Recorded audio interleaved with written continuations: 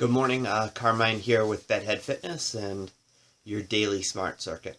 Remember, with your daily smart circuit, you're going to travel through 3 exercises. Each of those exercises are modifiable for all fitness levels. I'll sort of take you through the different modifications, emphasizing the simplest, and then take you through the most challenging, which is typically the modification that I use within my own workout. Today's movements work from a couple of fundamental positions. One is the split squat or the lunge, and frequently people come to me as new clients, and one of the first things out of their mouth is, when we're talking about restrictions and limitations, is they can't lunge, they have bad knees. And I frequently tell them that if they got out of the car or got into the car and they made the walk and they're able to step up the curb into the gym, that they already lunge. It's just a matter of what your range of motion is, and it can be quite limited, and knees can be very uncomfortable, especially if you're a person who has degenerative joint disease. But the split squat is an achievable movement. It's just finding the right range of motion, and you do need to listen to your body to establish that. As stabilizing muscle groups strengthen and come into play, as connective tissues such as tendons and ligaments become more dense from the benefits of strength training, you'll probably find that you're much more comfortable with lunges, and you'll have a range of motion that you didn't have before, and you'll be able to do things that were starting to escape your daily life. And that's the last thing you want. A split squat is essentially one of the ways we get up from the ground. So if you want to be up and down on the ground to play with the kids or the grandkids, you want your knees to be operating, and you want to have the ability to do a reasonable lunge. So the first motion I'm going to do is a push press from a lunge position. So when I establish the lunge position, just so you know, essentially I want both legs at about 90 degrees. Now I'm starting from the ground, and I'm going to drive up from the ground. You'll be starting from an upward position, and I'll start from an upward position too, and that allows you to decide what your range of motion is. And from that range of motion, listen to your knees to decide how far. As you get warmer, you may find a bigger range of motion, so don't be scared to challenge it gently, but don't push yourself into a lot of discomfort either. So I am using our little hybrid kettlebell dumbbell here. It's just 10 pounds, and I'm going to start at a distance where you can see me through most of the movement. I'm in my split squat. The resistance is in my opposite hand. My elbow is rotated out and back, so it's at the center line of my body. And I'm going to drop into my split squat, drive through the heel, and press up. So inhale down, exhale up.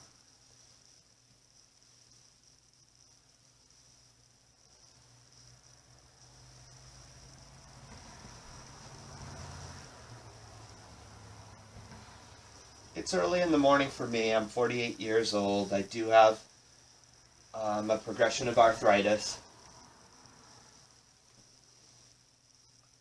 So my knees don't feel great in the morning.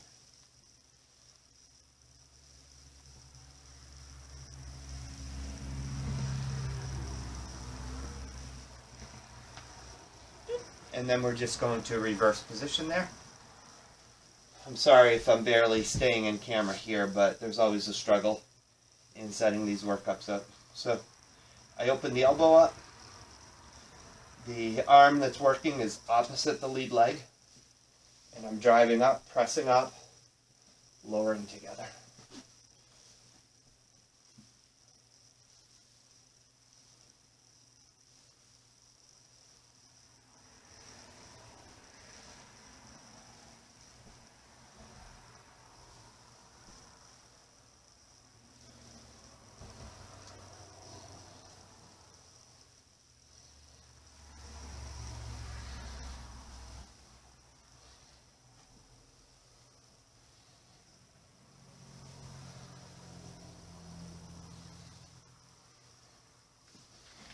That's our finish there. Our second fundamental position is going to be working from the plank. We did bilateral movement. We worked one side then the other. So I'll do the same thing here. So I'm going to do one side and then the other. And this is going to be a plank, a push-up into a side plank. So what happens is, from my push-up position, I have a very strong plank, and as we've described before, a very strong line from my shoulders to hips to ankles. I'm not dipped and lowered, and I'm fighting not to TP up.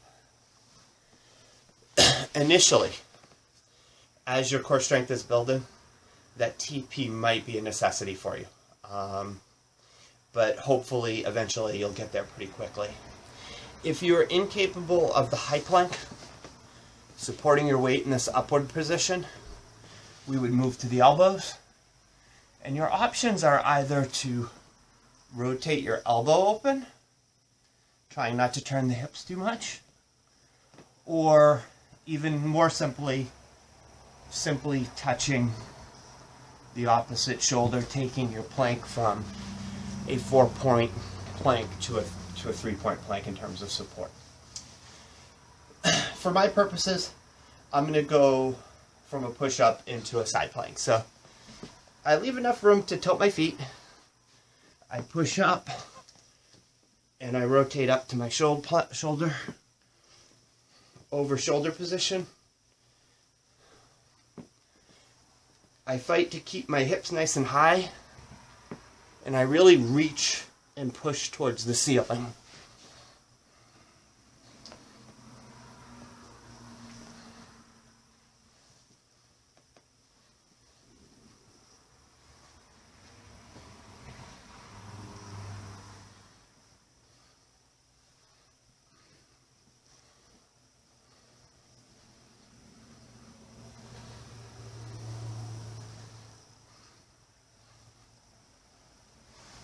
Those 10 on the one side. Your heart rate will elevate. It's a lot of muscle groups involved. If you feel like you need a break, take it. If you don't, you're just going to move into the other side and repeat that same motion. So push up, rotate into your side plank, strong lift, trying to keep the hips high.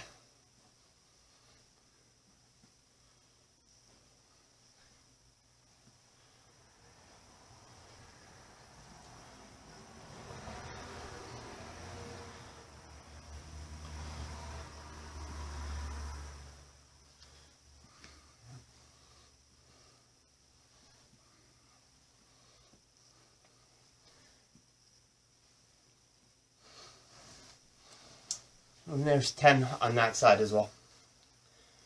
So I'm going to adjust the camera a little bit here. This last motion is highly modifiable.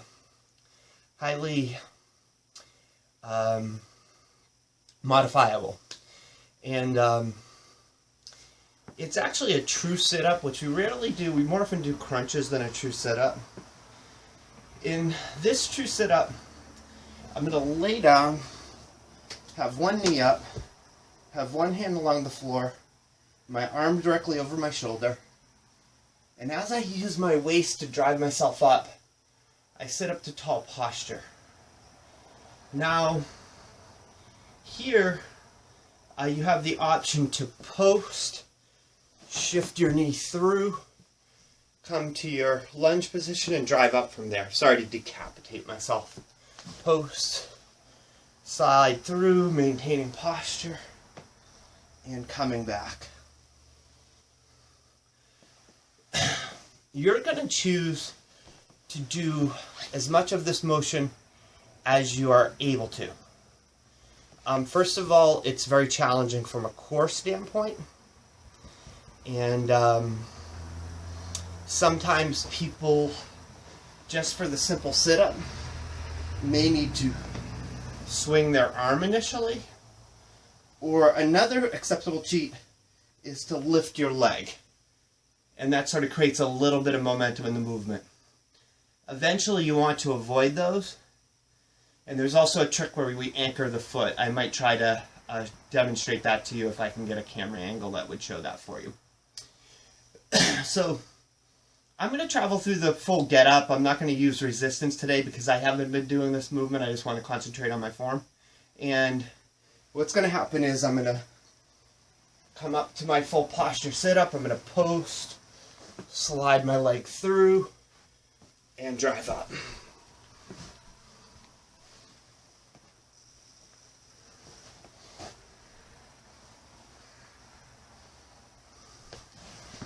So now that you have an idea, I'll let you take a look at the upper body portion of the movement as well. Driving up, post, slide, stand, post, leg through, back, sit up. So don't stay hunched. Push the chest up, post, slide your leg through, hand over shoulder, post, hands always staying over the shoulder.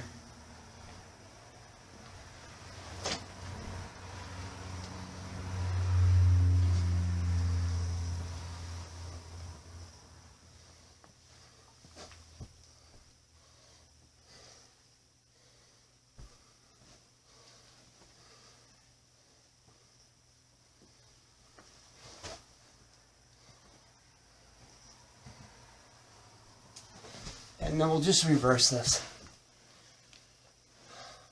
I have several knee injuries and I am gently arthritic.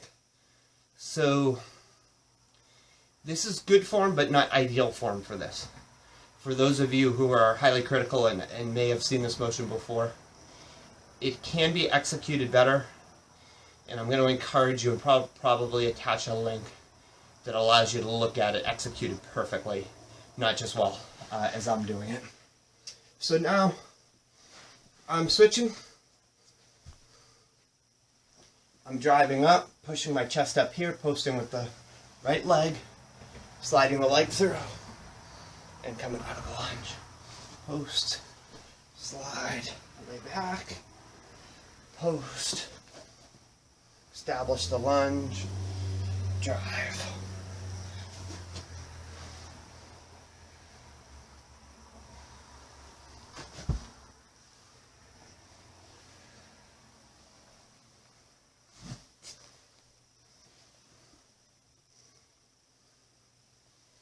When I take my time, I'm quite capable of creating really strong form.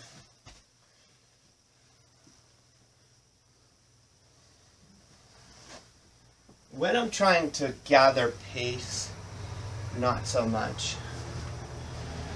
One thing about this motion and the importance of the arm position is you are able to accomplish it with resistance as well. It would look like this. I drive up. I really need this kettlebell directly over the shoulder. I need it over the shoulder still. And still. Drive up.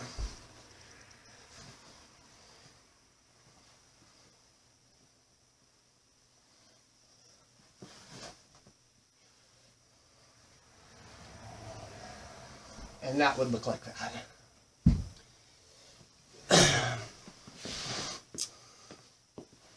So those are your three movements. You could be doing all of the movements with resistance, modifications of the movements, or in the case of the last exercise, perhaps part of the movement but not the entire motion, only what you're capable of. The last motion you can also divide into two separate exercises, in that you can work from the sitting position and simply just to practice the get up and lunge out of that, so you can work just from sitting, or you can practice simply the sit up portion and fight to come to good posture. Most people, if you find yourself pulled down, you are addressing a posture issue. So it's something to be aware of. Stepping back to the lunge, which is fundamental to a lot of these movements that we've used today. A good flexibility test is to, my legs are both at 90 degrees now. If I draw my foot past 90 degrees and I pull myself forward so my knee's over my, if I feel extremely tight and I'm unable to keep good posture here, it probably means that my hip flexor is tight, and that likely means that I have a pelvic tilt as well. So the step that helps, one of the stretches that helps resolve that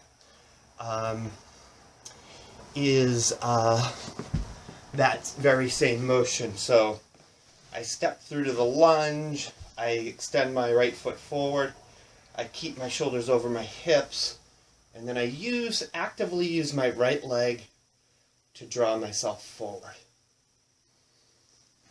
So that, and with most stretching, more effective to make progress if you're approaching that on a regular basis, if you're doing it nearly daily, in comparison to only getting in 1 or 2 stretches a week.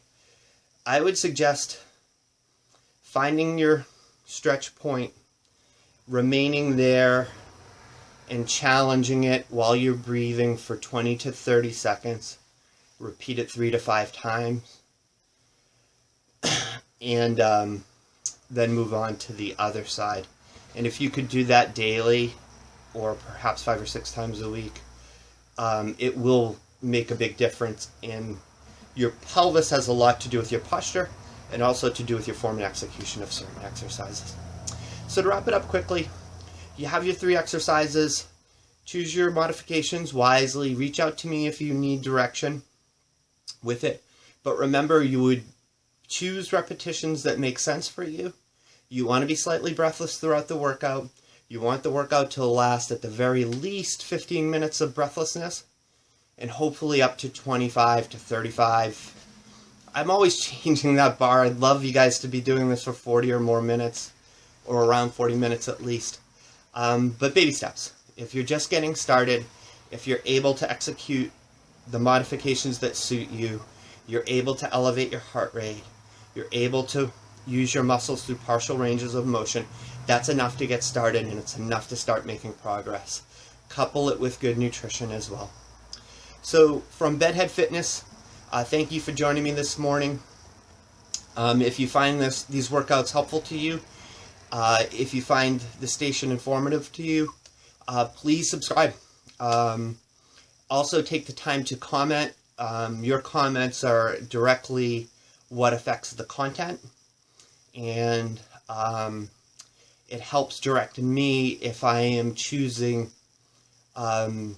positions or modifications that may not suit the audience.